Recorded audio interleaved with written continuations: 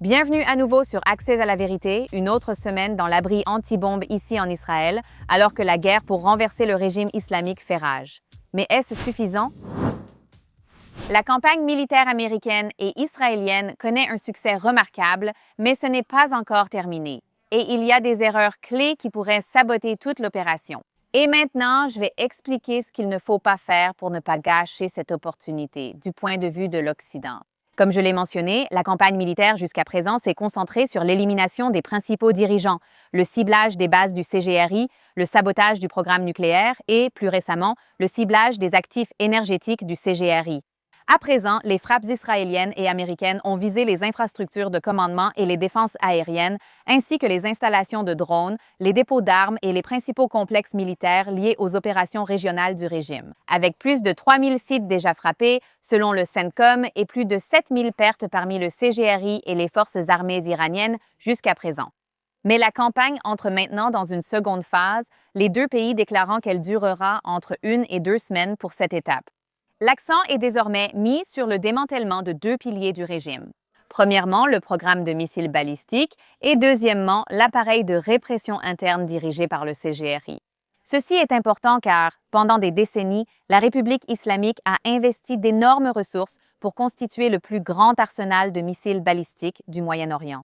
Ces missiles n'ont jamais été conçus pour être uniquement des armes défensives. Ils ont été conçus pour menacer Israël, pour menacer les forces américaines dans toute la région et finalement pour étendre cette menace encore plus loin, jusqu'en Europe et même jusqu'au territoire américain grâce au développement des MBIC. Mais pas si vite, Malaz. Les installations liées à ce programme sont désormais systématiquement prises pour cible. Cela inclut désormais d'importants complexes militaires comme Parchin, qui a longtemps été associé au développement de missiles et à la recherche militaire également. En même temps, les campagnes ciblent aussi les outils de répression interne du régime. Les gardiens de la révolution ne sont pas seulement une force militaire. Ils gèrent des réseaux de renseignement et des unités paramilitaires, ainsi que des systèmes de surveillance qui existent principalement pour contrôler la population iranienne. Ce sont ces mêmes structures qui frappent les manifestants dans les rues, qui arrêtent les journalistes et qui imposent les restrictions sociales du régime aux femmes. Démanteler ces institutions est crucial. C'est essentiel si le peuple iranien veut un jour avoir la possibilité de déterminer son propre avenir. Mais même lorsque la stratégie militaire fonctionne, la stratégie politique peut encore très mal tourner. Cette semaine, 3 signaux d'alerte ont montré comment l'Occident pourrait encore tout gâcher. Le premier problème est l'intégrité territoriale. Ces derniers jours, des rumeurs ont circulé suggérant que des forces kurdes d'Irak pourraient tenter d'entrer dans l'ouest de l'Iran, ou que des puissances étrangères pourraient même encourager ces mouvements séparatistes à l'intérieur du pays pendant la guerre. Permettez-moi d'être très clair sur un point. Diviser le territoire de l'Iran est absolument inacceptable pour presque tous les Iraniens. Même les Iraniens qui détestent la République islamique soutiennent massivement l'intégrité territoriale de leur pays. Ce n'est pas une position du régime. C'est une question d'identité nationale. C'est pourquoi le régime utilise depuis des années ce mythe selon lequel Israël voudrait diviser l'Iran pour semer la peur parmi la population. Si l'Occident était perçu comme essayant de démembrer l'Iran territorialement, cela unirait immédiatement de nombreux Iraniens contre les États-Unis et l'État d'Israël. Les Israéliens et la communauté juive, pour comprendre à quel point cette question est sensible pour les Iraniens, imaginez un instant que quelqu'un propose qu'Israël cède Jérusalem dans le cadre d'une solution politique. Voilà à quel point l'idée de diviser l'Iran est explosive pour la plupart des Iraniens. Ce n'est tout simplement pas négociable. Et c'est pourquoi il est si important d'entendre clairement le Premier ministre israélien Benjamin Netanyahou déclarer cette semaine qu'Israël ne cherche pas à diviser l'Iran. Nous ne voulons pas diviser l'Iran, nous voulons libérer l'Iran, le libérer de sa tyrannie et vivre en paix avec lui. Maintenant, cette clarté est essentielle. Cependant, Israël a des relations stratégiques avec des groupes kurdes en Irak et en Syrie. Ces relations se sont développées parce que les forces kurdes là-bas ont souvent été des partenaires importants contre les menaces islamistes dans ces pays spécifiques. Mais cela est très loin de soutenir le séparatisme à l'intérieur même de l'Iran. Ce sont deux situations complètement différentes. Après la diffusion des premières rumeurs, le président Trump a également abordé cette question et a clairement indiqué qu'il avait averti les forces kurdes en Irak de ne pas entrer dans le conflit, reconnaissant qu'une telle action pourrait encore davantage déstabiliser la situation. Nous ne cherchons pas à ce que les Kurdes interviennent. Nous sommes très amis avec les Kurdes, comme vous le savez, mais nous ne voulons pas rendre la guerre plus complexe qu'elle ne l'est déjà. N'excluez pas cette possibilité. Nous ne voulons pas, oui, je l'ai exclu. Je ne veux pas que les Kurdes interviennent. L'Occident doit se rappeler que si l'objectif ici est de soutenir le peuple iranien contre ce régime et de lui permettre de reprendre son pays, l'Occident ne peut pas chercher à démanteler la nation iranienne elle-même, ni même donner l'impression d'essayer de le faire. Maintenant, la deuxième erreur que l'Occident doit éviter est de renforcer ou de donner du pouvoir à ces faux groupes d'opposition. Depuis des décennies, les gouvernements occidentaux et les médias se sont trompés à plusieurs reprises sur l'identité de ceux qui représentent réellement le peuple iranien. Des lobbyistes du régime jusqu'à l'exemple le plus notoire, les Moudjahidines ou OMP, que j'ai exposés pour ce qu'ils sont vraiment il y a seulement quelques semaines dans cette émission. Ce groupe a commencé comme un mélange étrange d'idéologie marxiste et islamiste, et il a même été inscrit sur la liste des organisations terroristes étrangères par les États-Unis. Ils ont joué un rôle clé dans la coalition révolutionnaire initiale qui a finalement aidé l'ayatollah Khomeini à prendre le pouvoir en 1979 avant de se brouiller plus tard avec le régime. Aujourd'hui, l'organisation tente de se présenter comme une alternative démocratique à la République islamique, notamment à travers ses organisations de façade. Aux États-Unis, c'est le CNRI, le Conseil national de la résistance iranienne, mais leur idéologie est tout sauf démocratique. À l'intérieur de l'Iran, le groupe n'a pratiquement aucune légitimité et il est méprisé par la population, en partie à cause de son alliance avec Saddam Hussein pendant la guerre Iran-Irak. Malgré cela, l'OMPI a passé des années à courtiser des politiciens occidentaux et des réseaux de lobbying. Leur dirigeante, Maria Moujavi, apparaît fréquemment lors de conférences auxquelles participent d'anciens responsables occidentaux qui aiment présenter le groupe comme un futur leadership viable pour l'Iran, sauf que ce n'est pas le cas. L'OMPI a même eu l'audace cette semaine de déclarer un gouvernement imaginaire en exil. Gouvernement de qui? Parce que le peuple iranien n'est pas avec vous, OMP. Ça, c'est certain. Ces groupes prétendent parler au nom des Iraniens tout en essayant activement de diviser le pays et de faire taire les véritables voix des Iraniens qui y vivent. Malheureusement, certains médias occidentaux accordent encore de l'importance à ces groupes marginaux, comme s'ils étaient vraiment légitimes. Cette semaine, le Financial Times a publié un portrait de l'OMPI et OAN a également diffusé des interviews avec ce groupe, les présentant à tort comme l'opposition iranienne. Ce n'est pas le cas.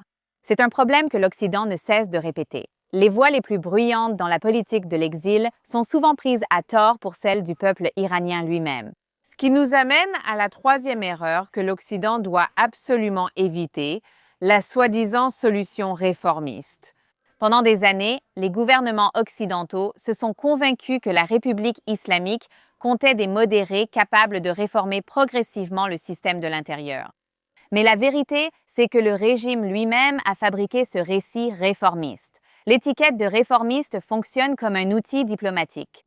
Cela permet au régime de présenter un visage plus doux aux publics occidentaux tout en maintenant une structure autoritaire qui continue de fonctionner à l'intérieur de l'Iran. Ce cycle, nous l'avons déjà vu maintes fois. Des personnalités comme Hassan Rouhani, Javad Zarif et même l'actuel président du régime, Massoud Pezeshkian, sont toutes présentées à l'international comme des modérés. Les gouvernements occidentaux y voient une preuve d'une possible évolution du régime. Pourtant, pendant toutes ces années, le guide suprême a conservé l'autorité ultime sur tout. Le CGRI a renforcé son pouvoir économique et militaire, tandis que la répression interne en Iran a continué. Et quand on regarde le parcours de beaucoup de ces soi-disant réformistes, les contradictions deviennent évidentes. Prenez Massoud Pezeshkian. Dans des interviews accordées à l'Occident, il s'est présenté comme quelqu'un qui soutient l'assouplissement des lois sur le hijab obligatoire et même l'allègement de certaines restrictions sociales. Mais lorsqu'il détenait réellement une autorité au sein du système iranien, il appliquait exactement ces mêmes restrictions. Pendant qu'il supervisait certaines parties du système médical du pays, il a lui-même imposé des exigences strictes concernant le hijab dans les hôpitaux et les institutions médicales, même avant que ces politiques ne soient officiellement inscrites dans la loi. En d'autres termes, lorsqu'il avait le pouvoir, il a fait exactement ce que les partisans de la ligne dure du régime auraient fait. Il a appliqué les politiques qu'il a ensuite prétendu vouloir réformer. Et cette semaine en a fourni un autre exemple. Il a déclaré publiquement que le régime cesserait de tirer des missiles sur les États arabes de la région et il s'est même excusé. Mais seulement quelques heures plus tard, les forces iraniennes ont de nouveau lancé des missiles vers des États arabes, y compris des attaques dirigées contre Bahreïn et les Émirats arabes unis. Cette contradiction devrait vous dire tout ce que vous avez besoin de savoir sur ce récit réformiste. D'un côté, des déclarations pour les publics occidentaux et de l'autre, des actions sur le terrain. Les réformistes servent de vitrine de communication pour le régime. Ils fournissent les arguments que les politiciens et journalistes occidentaux peuvent utiliser comme preuve que la République islamique pourrait un jour changer ou devenir un partenaire de négociation. Mais la structure de pouvoir centrale du régime reste intacte. La tutelle du juriste islamique, qui est le concept fondamental du régime islamique lui-même. Que tout le pouvoir est entre les mains du guide religieux suprême, qui cette semaine a été désigné comme étant le fils d'Ali Khamenei, Mojtaba. Tant que le même système de répression continue à l'intérieur du pays, sous cette structure, il n'y aura aucun changement en Iran, qu'un réformiste soit au pouvoir ou non. En fait, placer un réformiste comme figure de proue rend probablement encore plus probable la survie du régime. Si l'objectif est de mettre fin à la capacité du régime de terroriser sa propre population et de menacer toute la région, alors il faut se concentrer sur le démantèlement des structures qui soutiennent le régime lui-même, en particulier les gardiens de la révolution et, bien sûr, l'appareil sécuritaire au sens large. En fin de compte, l'avenir de l'Iran ne peut être décidé que par le peuple iranien, pas par le président Trump ni par qui que ce soit d'autre, car une chose est déjà claire. Ignorer ce que ces personnes disent réellement ou tenter d'imposer des solutions politiques artificielles de l'extérieur ne fera que prolonger le conflit et augmenter le risque de chaos interne.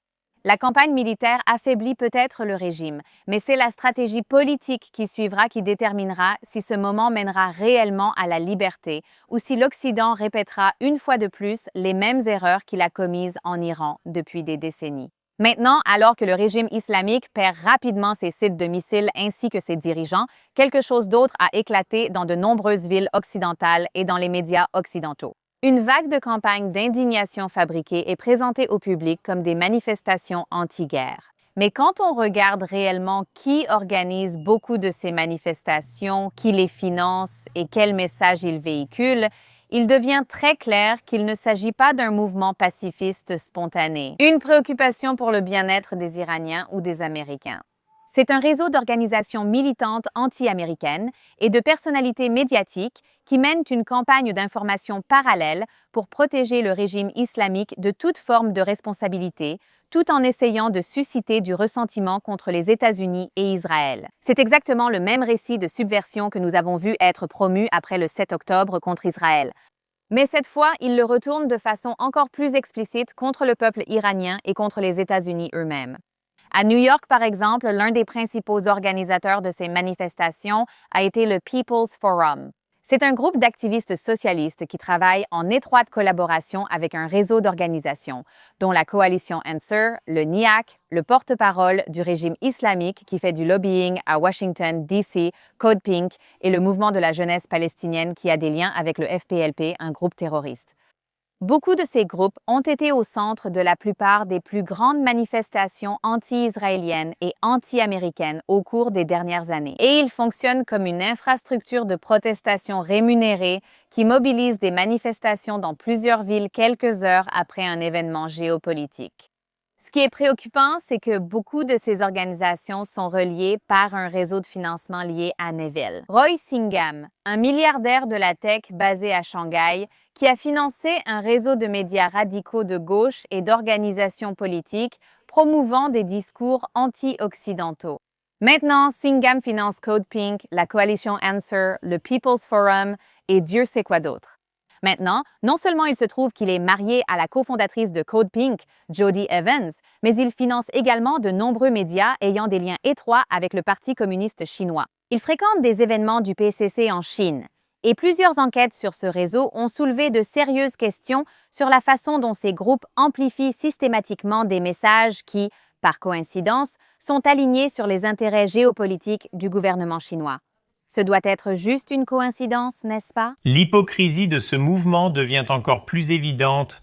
Quand on voit ce sur quoi il est resté muet durant des années, la République islamique exécute des prisonniers politiques, emprisonne des journalistes et réprime brutalement les manifestations depuis des décennies.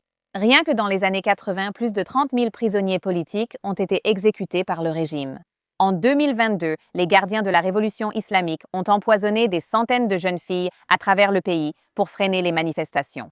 Et en janvier, le régime islamique a assassiné environ 36 000 autres manifestants, dont des centaines d'enfants, et beaucoup d'autres sont aujourd'hui torturés dans les prisons.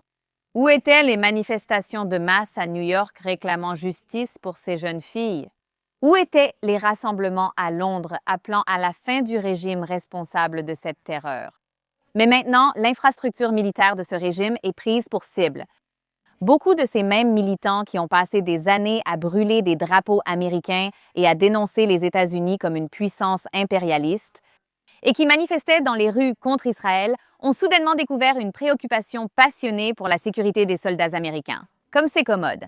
Ce que nous voyons aussi cette semaine, c'est que ce même mouvement de protestation a un équivalent médiatique, car beaucoup des mêmes arguments fallacieux criés dans les rues sont maintenant repris par des commentateurs aussi bien de gauche que de droite.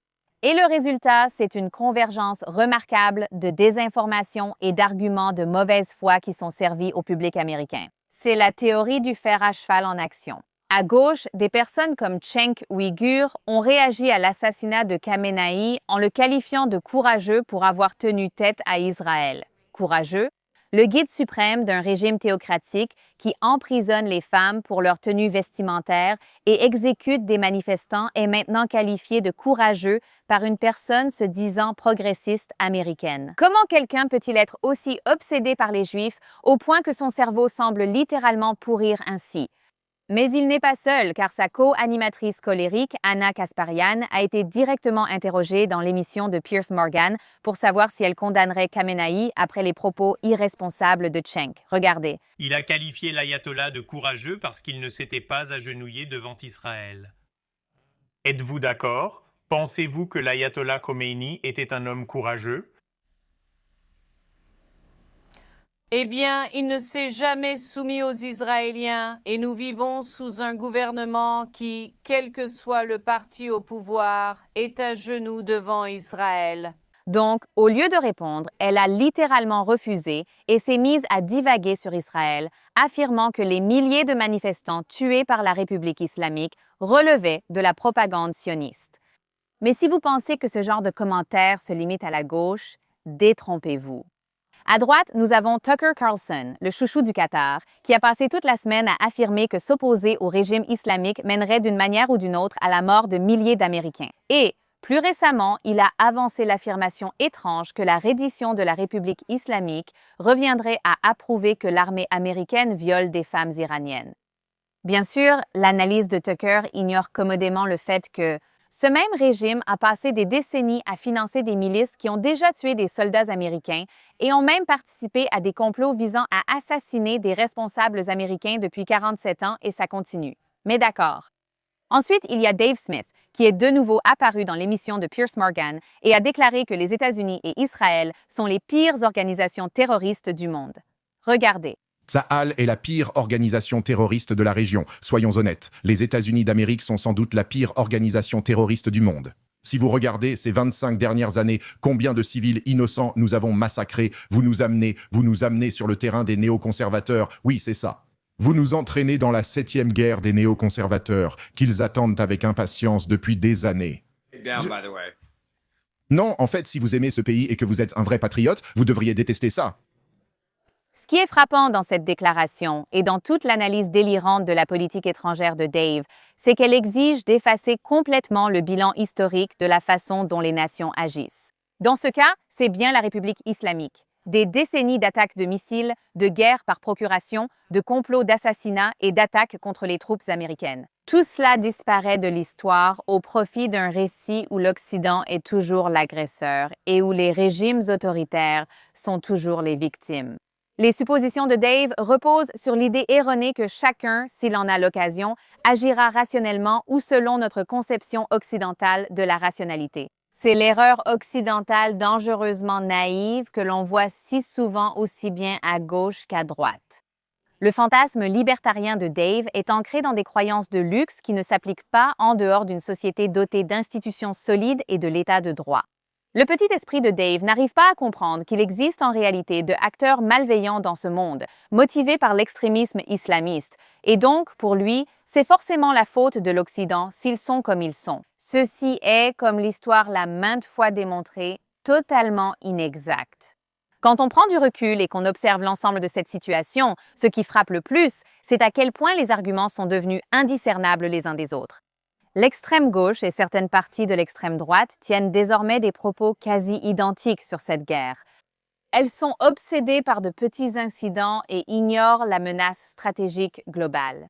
Elles agitent le spectre d'éventuelles pertes américaines en blâmant Israël pour un conflit qui est clairement celui de l'Amérique. Tout cela en ignorant le fait que le régime qu'elles défendent a déjà passé des décennies à exporter la violence à travers la région et au-delà. Donc, pendant que ces manifestantes défilent dans les villes occidentales et que ces commentatrices débattent à la télévision et sur les réseaux sociaux, il vaut la peine de se rappeler qu'il y a un groupe de personnes dont les voix sont largement absentes de ces conversations, les Iraniennes et les Iraniens eux-mêmes.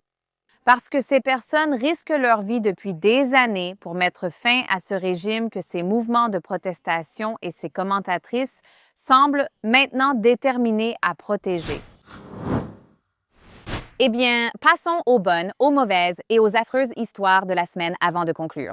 Nous allons commencer par les affreuses. Cette semaine, en Australie, nous avons vu de jeunes femmes dont le crime était de refuser de chanter une chanson soutenant un régime oppressif. Cette semaine, pendant la Coupe d'Asie féminine en Australie, des membres de l'équipe nationale féminine de football d'Iran ont refusé de chanter l'hymne national de la République islamique avant leur match. C'était un acte de protestation silencieux mais puissant, et cela a suffi à déclencher la fureur du régime. Les médias d'État iraniens ont immédiatement attaqué les joueuses, les qualifiant de traîtres en temps de guerre et les accusant de déloyauté en période de conflit. Maintenant, des commentatrices proches du régime ont exigé que les joueuses soient tenues responsables à leur retour en Iran. Et des militantes des droits humains ainsi que des dissidentes iraniennes ont rapidement averti que l'équipe pourrait faire face à de graves conséquences et des répercussions individuelles si elles sont forcées de retourner en Iran. Suite à ce fiasco, des rapports ont aussi révélé que les joueuses étaient surveillées de près lors du tournoi par des responsables du régime les accompagnant. Leurs familles restées en Iran risquent aussi des pressions ou intimidations des autorités, pratiques courantes du régime. Pendant ce temps, les Iraniennes de la diaspora tirent la sonnette d'alarme concernant la sécurité de l'équipe et appellent l'Australie à offrir une protection aux joueuses si elles craignent de rentrer chez elles. Jusqu'à présent, le gouvernement australien a accepté la défection de 5 des joueuses, leur accordant l'asile. Mais la pression est vraiment montée après que le président Trump se soit impliqué et ait appelé l'Australie à les aider pour s'assurer que toute l'équipe ait la possibilité de rester. Sinon, les États-Unis les accepteraient si l'Australie refusait. Cette évolution a suivi la diffusion d'images troublantes montrant des joueuses demandant de l'aide en langue des signes depuis les fenêtres du bus de l'équipe. Cela a poussé les manifestants sur place à empêcher physiquement le bus de partir. Les autorités australiennes ont empêché les manifestants de bloquer le bus, permettant aux joueuses de regagner leur hôtel. La triste réalité, c'est que ces filles, renvoyées en Iran, subiront certainement des conséquences. En fait, certaines d'entre elles ont probablement trop peur pour faire défection en ce moment à cause de la pression exercée sur leur famille. L'Australie et toute la communauté internationale ne peuvent pas permettre au régime islamique de poursuivre cette persécution de longue date de ses meilleurs athlètes de cette manière. Et notre mauvaise histoire de la semaine est quelque chose qui serait absurde si ce n'était pas réel. Alors que les Iraniens du monde entier, même à l'intérieur de l'Iran, célébraient la fin de l'un des dictateurs les plus brutaux du dernier demi-siècle, de petits groupes d'activistes dans certaines villes occidentales faisaient exactement le contraire. Ils organisaient des rassemblements publics pour le pleurer. Au Royaume-Uni, une veillée aux chandelles pour Ali Khamenei a été organisée à Manchester autour du Centre islamique de Manchester, qui est financé par le régime. Bien sûr, où environ 100 personnes se sont rassemblées pour commémorer le suprême terroriste décédé. Des hommages similaires ont aussi été signalés ailleurs au Royaume-Uni lors d'événements liés à différentes mosquées et à diverses associations étudiantes islamiques, avec certains groupes universitaires allant même jusqu'à publier des messages qualifiant Khamenei de martyr et exhortant leurs abonnés à prier pour lui. Sérieusement. Et ça ne s'est pas arrêté là. À New York, un petit groupe de partisans du régime s'est rassemblé à Washington Square Park pour organiser une veillée en l'honneur de Khamenei. Le rassemblement comprenait un mémorial improvisé avec ses photos et des bougies, ainsi qu'au moins un intervenant qui a fait l'éloge de sa vie et a exhorté les partisans à l'imiter. Des participants à cet événement ont scandé « Mort à l'Amérique » et « Mort à Israël », ce qui n'est pas surprenant de leur part. La bonne nouvelle, c'est que dans beaucoup de ces cas, les participants ont été largement dépassés en nombre par des Iraniens venus les confronter, transformant ce moment désagréable en un rappel que la propagande de la République islamique ne représente pas le peuple iranien. Mais le simple fait que ces veillées aient eu lieu vous dit quelque chose d'important. La République islamique n'exporte pas seulement des missiles et des milices, elle exporte aussi de la propagande. Et en parlant de ces Iraniens courageux qui se sont présentés, notre belle histoire pour conclure la semaine est exactement cela. Parce que, alors qu'un petit groupe de partisans du régime a tenté d'organiser un événement de deuil pour Ali Khamenei à Londres, ils ont rapidement été confrontés à quelque chose qu'ils n'attendaient pas, des Iraniens. Des Iraniens qui étaient là pour célébrer. Une vidéo de la scène montrait des membres de la diaspora iranienne arrivant au rassemblement et le prenant complètement d'assaut. Ce qui devait être une commémoration solennelle pour le guide suprême du régime islamique s'est rapidement transformé en quelque chose de très différent. De la musique a commencé à jouer, les gens se sont mis à scander des slogans, certains dansaient dans la rue et des drapeaux iraniens sont apparus partout, ainsi que quelques drapeaux israéliens aussi. Regardez.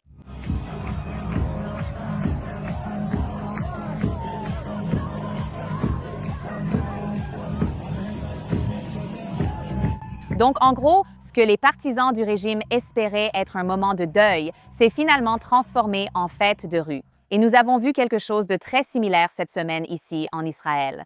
Au milieu d'une guerre, avec des sirènes qui retentissent et des missiles tirés, les Israéliens couraient dans les abris anti-bombes pendant Purim, une fête. Et qu'ont fait les Israéliens? Ce qu'ils font le mieux, transformer l'abri anti-bombe en rave. Les gens dansaient, chantaient, fêtaient Purim sous terre alors que les sirènes retentissaient encore. Regardez ça.